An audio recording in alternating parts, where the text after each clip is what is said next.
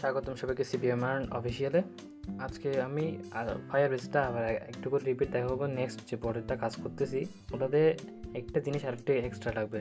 আমাদের ওখানে গত ভিডিওতে আমাদের শুধু এপিআই গেট থেকে অ্যাপ আইডি পর্যন্ত প্রয়োজন ছিল, কিন্তু তার এখন এপিআই গেট থেকে আমাদের মেজারমেন্ট আইডিও লাগবে। এখন মেজারমেন্ট আইডিটা কেমনে আনবো? ওটা আনার জন্য আমাদের আরেকটা জিনিস সেট আপ করে নিতে হবে। ওটা হচ্ছে আমি চলুন এটা সুন্দরভাবে দেখিয়ে দিই। আমার ফায়ারবেসে যে কোনো একটা অ্যাকাউন্টে চলে আসলাম। আসার পর ফায়ারবেস অ্যাকাউন্ট আবার লোড হয়েছে। লোড হওয়ার পর এখানে দেখুন create a new Firebase project, এটাতে ক্লিক করলাম। ক্লিক করার পর আমি যে কোনো একটা নাম দিলাম,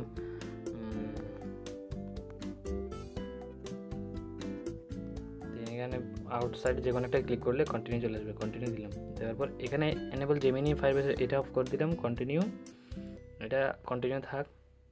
সিলেক্ট অ্যাকাউন্টে default account Firebase create project, এটা লোড হতে হবে।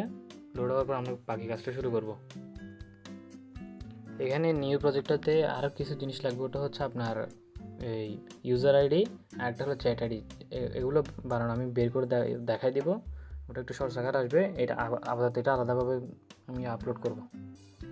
আমাদের প্রজেক্টটা লোড হয়ে গেছে। এখন কন্টিনিউতে ক্লিক করলাম। কন্টিনিউতে ক্লিক করার পর এখন আমরা যাব এখানে বিল্ড সেকশনে। বিল্ডে গেলাম, অথেন্টিকেশনে ক্লিক করলাম। বাকিটা সব সেম প্রসিজার, আগে ওই বোর্ডে যেরকম দেখা দিয়েছিলাম সেম প্রসিজারে কাজ করবো। কিছুটা জিনিস শুধু আলাদা, ওগুলোকে সেট আপ করে নিলে আমাদের কাজটা হয়ে যাবে। মেজারমেন্ট আইডিটা পেয়ে যাব। Enable the save, then again build, তারপর রিয়েল টাইম ডাটাবেস,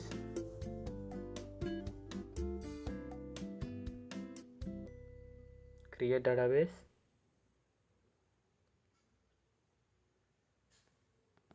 দেন এখান থেকে নেক্সট করে দিলাম।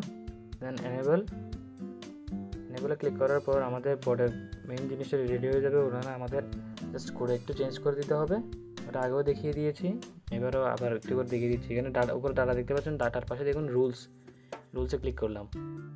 রুলসে ক্লিক করে এখানে দেখতে পাচ্ছেন দুইটা ফলস দেওয়া আছে। এই যে ফলস দেওয়া আছে এটাকে আমাদের ট্রু করে দিতে হবে।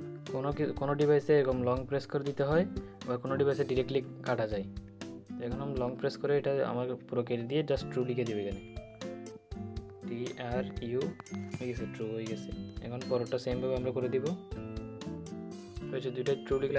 এখন যাবো আমরা প্রজেক্ট ওভারভিউ। এখানে উপরে দেখেন, একদম উপরে হাতের বাম পাশে উপরে কর্নার দেখেন প্রজেক্ট ওভারভিউ কিন্তু উপরে একটা সেটিংস আইকন দেওয়া আছে। সেটিংস আইকনের প্রথম আইকনটাতে যাব, প্রথম অপশনটাতে যাব প্রজেক্ট সেটিংস। এই প্রজেক্ট সেটিংসে যাওয়ার পর এখানে দেখুন একদম মাঝখানে 5টা অপশন আছে। মাঝখানে অপশনটাকে বলে কোড অপশনটাতে গেলাম। যাওয়ার পর এখানে হবে কাজ। এখানে যাব, আমাদের ওয়েব অ্যাপের যে কোনো একটা নাম দিব। এটা দিয়ে দিলাম। এখানে জাস্ট এটা ব্লুটিক করে দিব। দেন রেজিস্টার অ্যাপে ক্লিক করে দেব। রেজিস্টার অ্যাপে ক্লিক করার পর আমাদের কিচ্ছু করা দরকার না। জাস্ট এখান থেকে নেক্সট, এখান থেকে কন্টিনিউ টু কনসোল। দেন আমাদের কোড রেডি। কনফিগে গেলাম। কনফিগে গেলে দেখতে পাচ্ছেন এখন আমাদের মেজারমেন্ট আইডি সহ চলে আসছে। আগে যেটা ছিল ওটাতে শুধু জাস্ট এপিআই কি পর্যন্ত ছিল, অ্যাপ আইডি পর্যন্ত ছিল। আমাদের এখন মেজারমেন্ট আইডি পর্যন্ত চলে আসছে। আমরা এটাকে কপি করে নিলাম। কপি করে আমাদের যে কোনো একটা নোটপ্যাডে গিয়ে আমরা এটাকে পেস্ট করে দেব। আর এদিকে শেষের দুইটা কলন আর উপরের এপিআই গিয়ে আগের যেগুলো আছে এই সব কিছু পুরোটা কেটে দেব। আমাদের পরের প্রজেক্ট এটা সম্পূর্ণটা লাগবে। এই জন্য এটা সব আরও কিছু ডিটেলস এখানে এসে আমরা পরে নোট করে নেব এগুলো।